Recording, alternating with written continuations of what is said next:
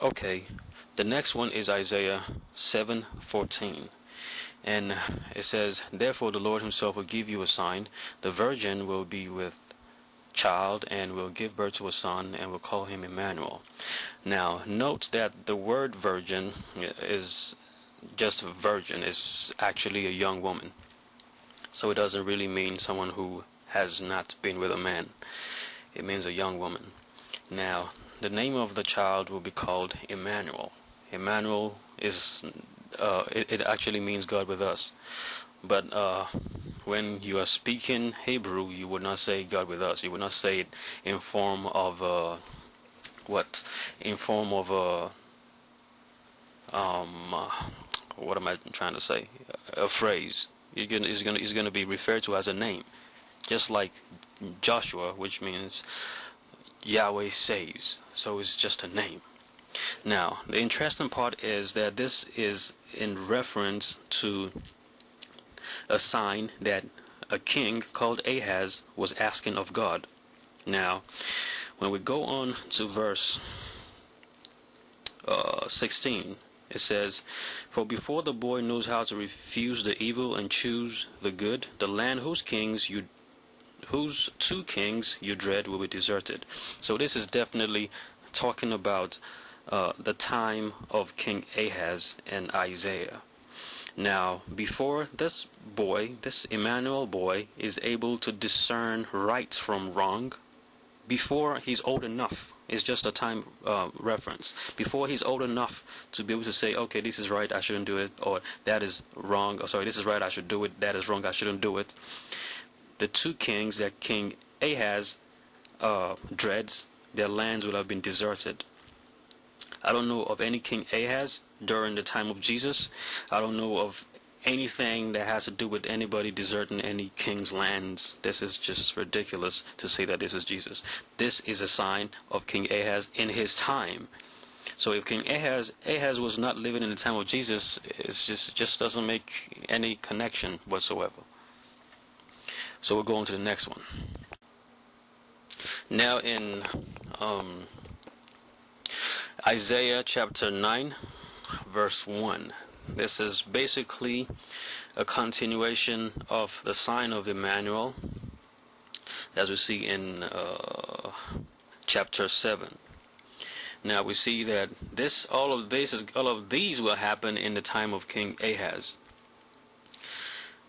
The two lands that were dreaded by King Ahaz will be destroyed, or will be deserted and become desolate during the time that this child is born, and even before he knows right from wrong.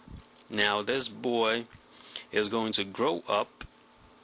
Is metaphorical that God is with us and they're going to conquer militarily, or this boy is going to grow up and become a person who is going to bring military victory back to Israel. This is what it says in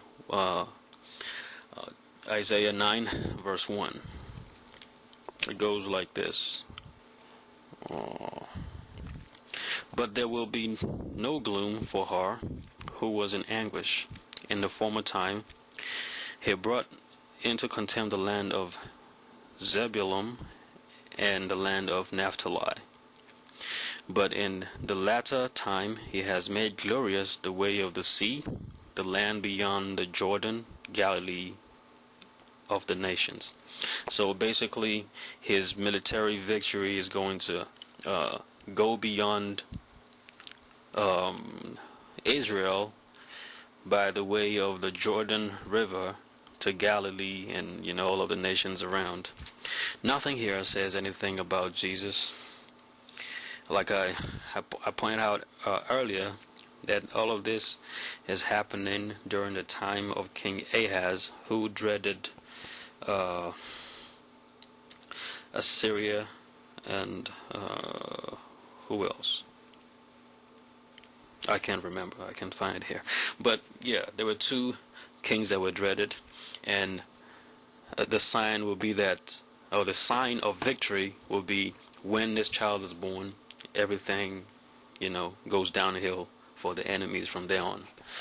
So pretty much, um, nothing here says anything about Jesus, as far as I'm concerned. It's just basically uh, a sign for King Ahaz. Now, Isaiah 11 verse 2 is supposed to be a prophecy about Jesus.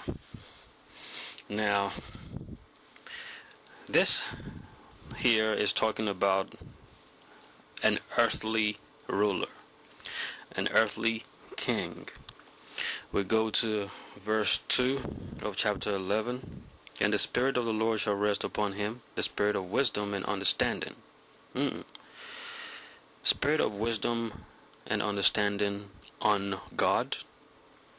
Let's go on. The Spirit of counsel and might. The Spirit of knowledge and the fear of the Lord. God fears God. Now verse 3. And his delight shall be in the fear of the Lord. I don't see how this is connected with Jesus, had it been that Jesus was God. And we're talking about somebody who is God himself, but has to fear God. It doesn't connect, it doesn't make sense. That if Jesus was God, and we're speaking about God in this verses I just read, that it will really have a connection between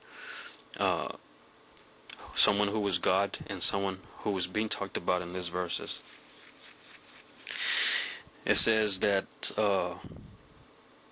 but with righteousness he shall judge the poor and decide with equity for the meek of the earth. And he shall strike the earth with rod of his mouth, and with the breath of his lips he shall kill the wicked.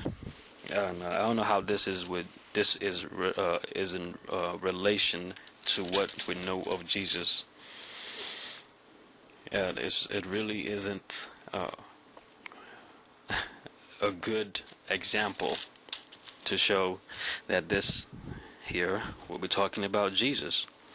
The heading here is actually the righteous reign of the branch.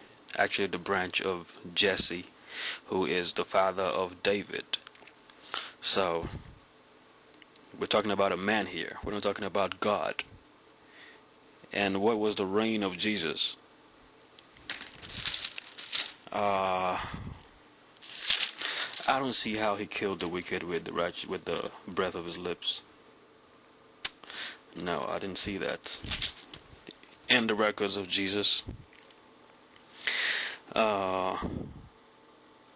Okay, here in 15, and the Lord will utterly destroy the tongue of the sea of Egypt, and will wave his hand over the river with his scorching breath, and strike it into 7 channels, and he will lead people across in sandals.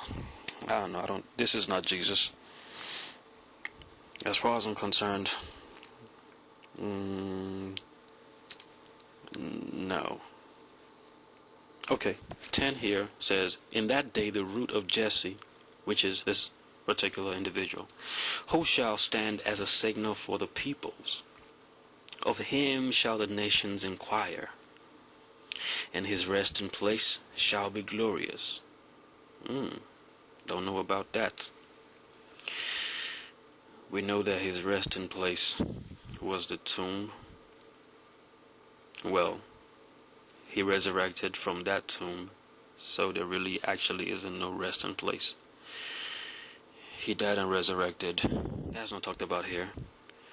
According to the Christians, he died and resurrected and went to heaven. So where's the resting place actually? This is not Jesus. Next one. Now Isaiah